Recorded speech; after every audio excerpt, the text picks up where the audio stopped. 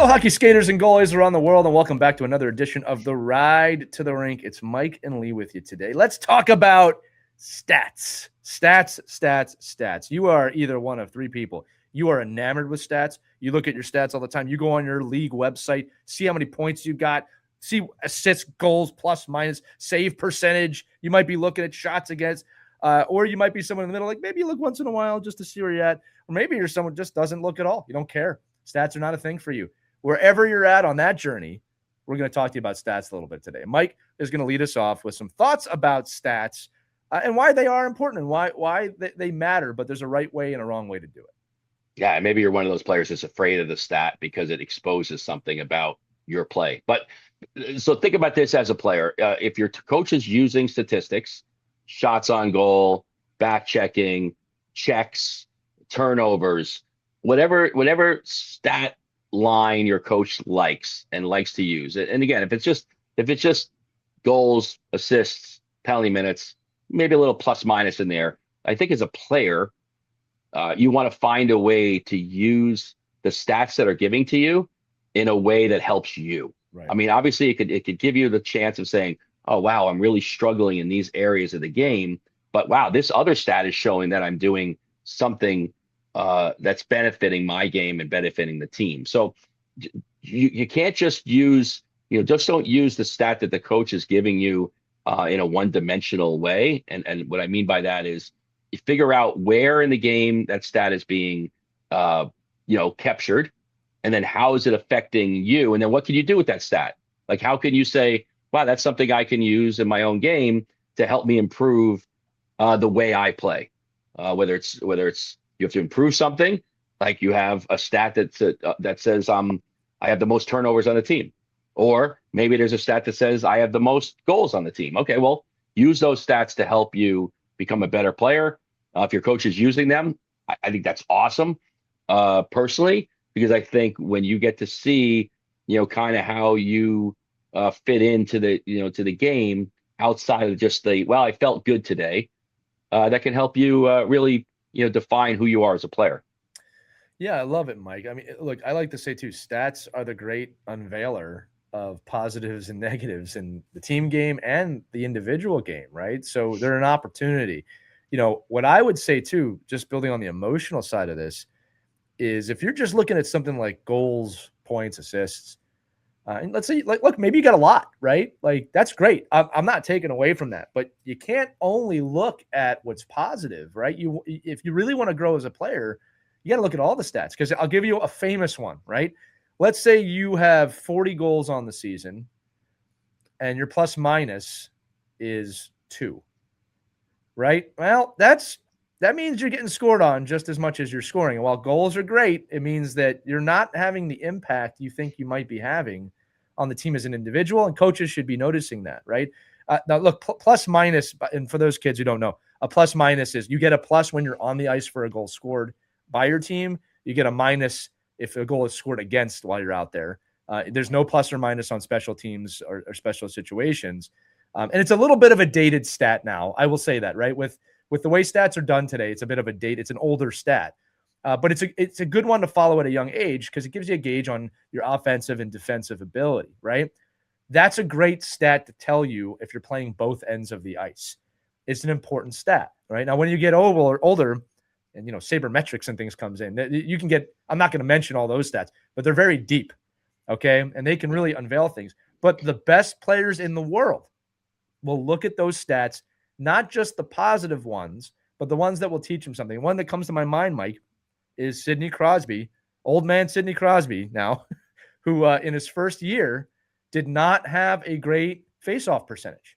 Right. And he recognized that, and he worked unbelievably hard to become one of the top faceoff people in the league. Then I think there was a stat on backhanded goals, right? Scoring on your backhand. Was not great at it. He's easily the greatest backhand shooter in history now, right? So these guys use stats, or basically what they can see, right, to improve their game. There's no ending to the learning for them. And stats are a great way to learn about yourself as a player. Now, with that said, talking to your coaches now too, they can be used against you if you don't pay attention to them, right? So it's important when a coach is using a stat saying, hey, blue line turnovers are something that's important to me. I don't want to turn over the blue line. Well, listen to your coach and see how often you may be doing that and learn. And then adversely, this is, kids, if you hear one thing I say today, it's this part. If you see a stat about your game that you don't like, we'll just use blue line. I turn the puck over on the blue line. That's your opportunity to go to the coach and say, hey, coach, I recognize I need to get better at this. Can you please coach me up on this? Can you teach me how to get better on the blue line? What are my options? What do I need to work on at home? How can I improve my game? Kids, if your coach is good, I got to say it like that first. It's music to our ears to hear you say, how do I get better at something? All right. And you should want to get better at something. I can also say this too. If your coach is good, great. You can also research this on your own. You have so many resources today to learn how to get better at hockey, right? Recognize the aspects of your game you need to work on. Because I promise you, kids, if you want to make it in this game, if you want to have a positive future playing, you have to become a well-rounded player, right? You have to go beyond what just you're good at. If you're good at skating, you got to build on other things. If you're good at passing, you got to build on other things. Shooting, all of it. Defense, goaltending. You got to build on those things. Don't rest on what you're just doing well. Let that motivate you to build from that point.